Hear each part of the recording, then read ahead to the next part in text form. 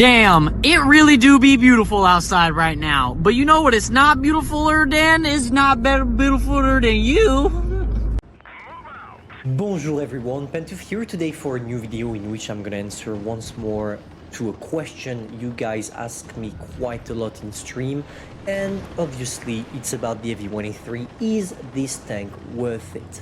Most of the time on pretty much every single tank in this game I can tell you if it's worth it or not, because not all tanks are depending on the RNG, whereas when it comes to the AV183, this tank is extremely subject to tension when it comes to the RNG. But let me explain myself briefly.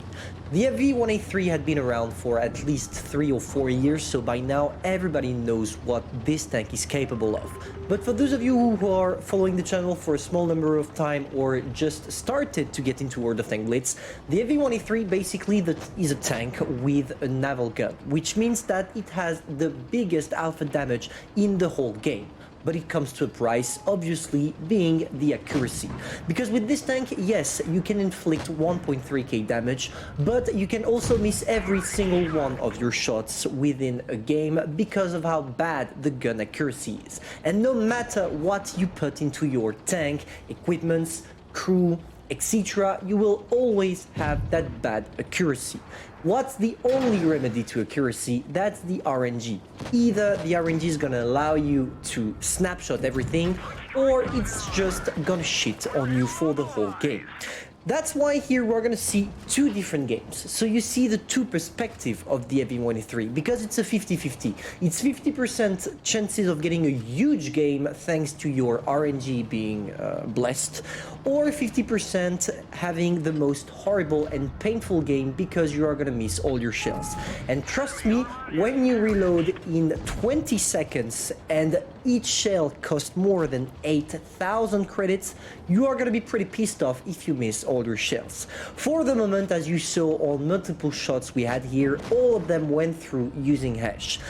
The hash has one more problem that we have to stack up to the already existing accuracy problem. If you hit spaced armor, you will not be able to penetrate. That's something to take into consideration while playing that tank, because if you don't know which tank is equipped with spaced armor and you shoot hash at pretty much everything, you are going to be surprised by some tanks that are going to be impenetrable for you with hash. I'm thinking about the IS-7 on the side.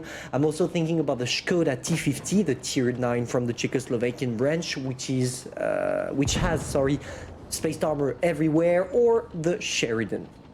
But here in this game, as I know my tanks, I don't have that problem. You're gonna see it right now because I wanted to shoot at the Foch using an AP, but I thought, you know what, I'm not gonna penetrate, so let's try an hash, because even if you don't penetrate with hash, you can still do quite a lot. Here, for example, I did 500, which is the equivalent of 130mm gun firing with a full alpha.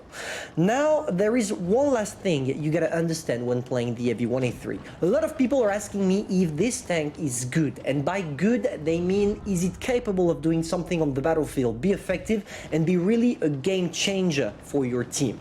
And to this question, I can answer you straight no. This tank is not the kind of aggressive tank that will allow you to win a game if your teammates are not supportive. With this tank, it's all about having a team that spots for you, that takes damage for you, and that occupy the enemies when you are fully aiming at them, because you have like 5 seconds of full aim time with this tank, obviously because of your bad accuracy. So if you don't have a team that stands the ground, you are gonna get completely wrecked. Luckily for us right there, we did 6.6k damage and we had a good team. But what happens when you don't have a team or the RNG? To answer that question, guys, we have the pleasure of watching Brandon 18 in his AV183, and you're gonna see one of the most horrible games in an AV183 ever.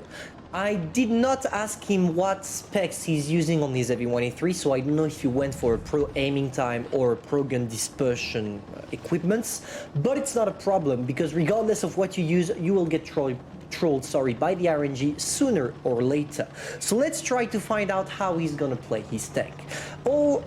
Judging by its reload time, I see that he's not using the same provisions as me. I think he's using the double provisions, which can be a good thing as it's gonna reduce your accuracy with the tank, but I'm not really comfortable playing with it. That's why I only go for one provision. We're gonna see how he plays his heavy-183, and it seems like he wants to play it a little bit aggressively because he's climbing up to fight with its enemies in a close combat. I can understand that decision simply because with the heavy-183, the closer you are to your targets, the less likely you are to bounce or even miss your enemies. But here you're gonna see it starts, he goes for an HE, and yes, it went through, but it did not penetrate. Because with this tank, you are subject to the RNG, the accuracy RNG, but also the penetration RNG. Just because a tank has marked 250 millimeters of penetration doesn't mean that it's gonna have this all the time.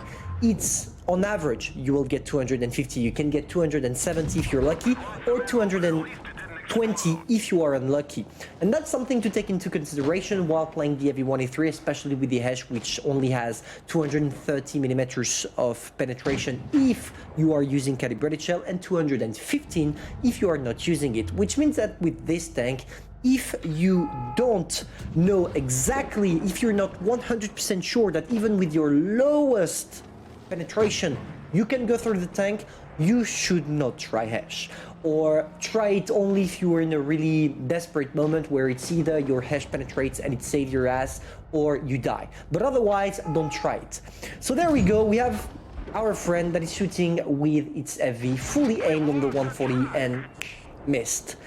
And this is really frustrating with the heavy-183, and that's why I don't think it's a reliable tank and a tank you want to acquire. I mean, you want to have an heavy-183 in your garage. It's a really fun tank to play, but it's definitely not a necessity if your goal is to be effective on the battlefield. This is a tank to have fun, but you can either have fun or have a nightmare game. Here, he sneaked a shot that missed. He's gonna go for another one and missed again. At this point in the game, I would already write in the chat, fuck my RNG or something like that, or pray RNGesus Object 140, but I think he takes it pretty well. Our friend takes it pretty well. I mean, I would have lost my cool already if I was him. He's gonna try another one on the 140, and here, once again, if you're not fully aiming, derp, he missed.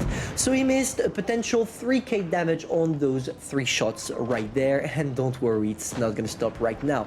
It's gonna continue and it's gonna keep going again and again and again. That's probably one of the most infuriating replays I saw with an heavy-183. Here we go, he missed the heavy, died in the process, and literally didn't do anything. We're not gonna bother watching the end of the game, because when you take a look at what he did, he only did 1 shot, 435 damage, and he shot 7 times, so only 1 out of all his shots went to the target and did not even penetrate. And that's what's infuriating about the heavy-183, and that's why I don't think that it's the best tank to acquire at the start of your journey on World of Tank Blitz. So to sum up, for those of you who are thinking to buy the heavy-183, it's either the RNG is with you, or you're gonna have a really bad game and you will most likely sell the tank.